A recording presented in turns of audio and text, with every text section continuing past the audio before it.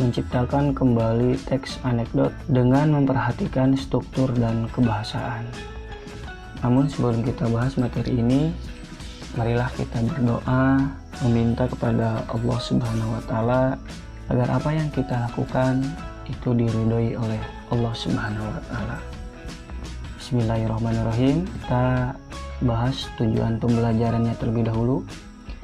Ada dua tujuan pembelajaran yang harus sahabat pelajar kuasai setelah menyimak video pembelajaran ini. Yang pertama adalah menyusun teks anekdot berdasarkan kejadian yang menyangkut orang banyak atau perilaku seorang tokoh publik. Kemudian yang kedua, menceritakan kembali isi anekdot dengan pola penyajian yang berbeda.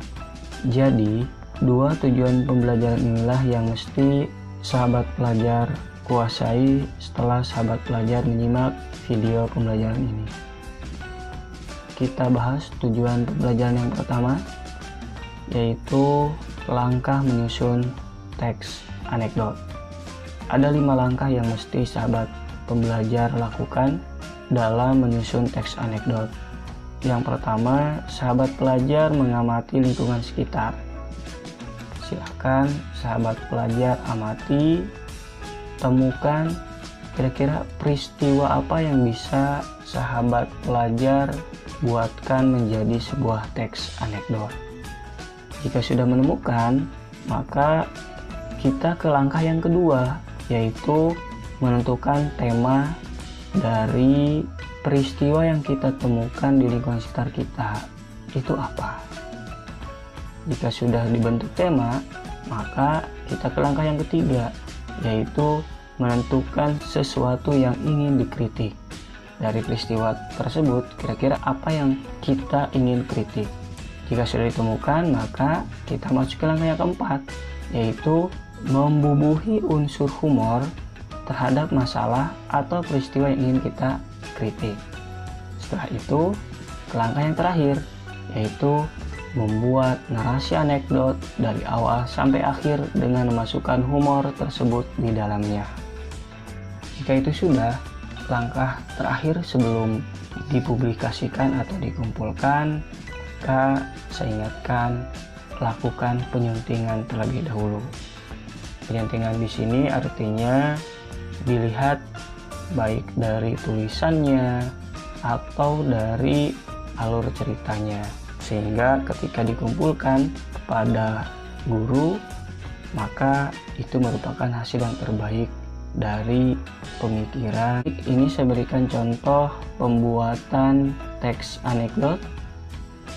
Ini dibuat dalam bentuk kolom terlebih dahulu. Di sini ada kolom nomor, aspek, dan isi. Untuk aspeknya di sini tentukan tema. Temanya yaitu kasih sayang pada orang tua. Dan setelah tema, kita tentukan kritiknya. Kritiknya yaitu anak yang memandang orang tua di masa tuanya sebagai orang yang merepotkan. Unsur humor atau kelucuannya yaitu orang dewasa malu karena dikritik oleh anak kecil. Tokohnya kakek tua, ayah dan ibu, kemudian anak yang berusia 6 tahun. Selanjutnya struktur yang pertama yaitu abstraksinya, yaitu kakek tua yang tinggal bersama anak, menantu, dan cucu 6 tahun. Kemudian orientasinya, kebiasaan makan malam di rumah si anak, kakek tua makannya sering berantakan. Krisisnya, kakek tua diberi meja kecil terpisah di pojok dengan alat makan anti pecah.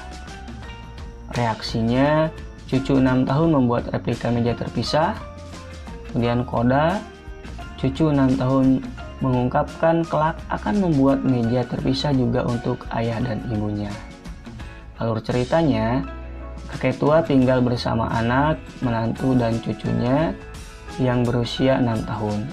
Karena sudah tua, mata si kakek rabun dan tangannya bergetar sehingga kerap menjatuhkan makanan dan alat makan. Agar tidak merepotkan, ia ditempatkan di meja terpisah dengan alat makan anti pecah. Anak dan menantunya baru sadar ketika diingatkan oleh cucu 6 tahun yang tengah bermain membuat replika meja. Pola penyajiannya yaitu dalam bentuk narasi. Bentuk teks anekdotnya, ya ini, silahkan simak dengan baik. Seorang kakek hidup serumah bersama anak, menantu, dan cucu berusia 6 tahun. Keluarga itu biasa makan malam bersama. Si kakek yang sudah pikun sering mengacaukan segalanya. Tangan bergetar dan mata rabunnya membuat kakek susah menyantap makanan. Sendok dan garpu kerap jatuh. Saat si kakek meraih gelas, susu tumpah membasahi taplak. Anak dan menantunya menjadi gusar.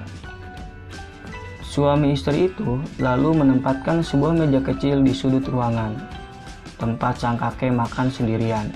Mereka memberikan mangkuk melamin yang tidak gampang pecah. Saat keluarga sibuk dengan piring masing-masing, sering terdengar ratap kesedihan dari sudut ruangan. Namun, suami istri itu justru mengomel agar kakek tak menghamburkan makanan lagi. Sang cucu yang berusia 6 tahun mengamati semua kejadian itu dalam diam. Suatu hari, ayah memperhatikan anaknya sedang membuat replika mainan kayu. "Sedang apa, sayang?" tanya ayah pada anaknya. "Aku sedang membuat meja buat ayah dan ibu. Persiapan buat ayah dan ibu bila aku besar nanti." Ayah anak kecil itu langsung terdiam. Ia berjanji dalam hati, mulai hari itu, kakek akan kembali diajak makan di meja yang sama. Tak akan ada lagi omelan saat piring jatuh, makanan tumpah, atau taplak ternoda kuah. Itulah contoh dari pembuatan teks anekdot. Jadi silahkan gunakan kerangka ini, tinggal diganti peristiwa dan temanya. Semoga memudahkan para sahabat pelajar dalam membuat teks anekdot. Kita lanjutkan ke tujuan pembelajaran yang kedua, yaitu langkah-langkah menceritakan ulang teks anekdot. Ada 4 tahapan.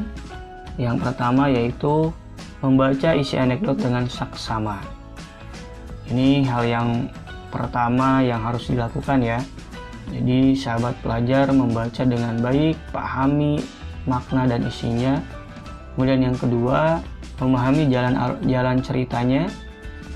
Setelah memahami jalan ceritanya, yang ketiga yaitu mencatat unsur-unsur pokok anekdot.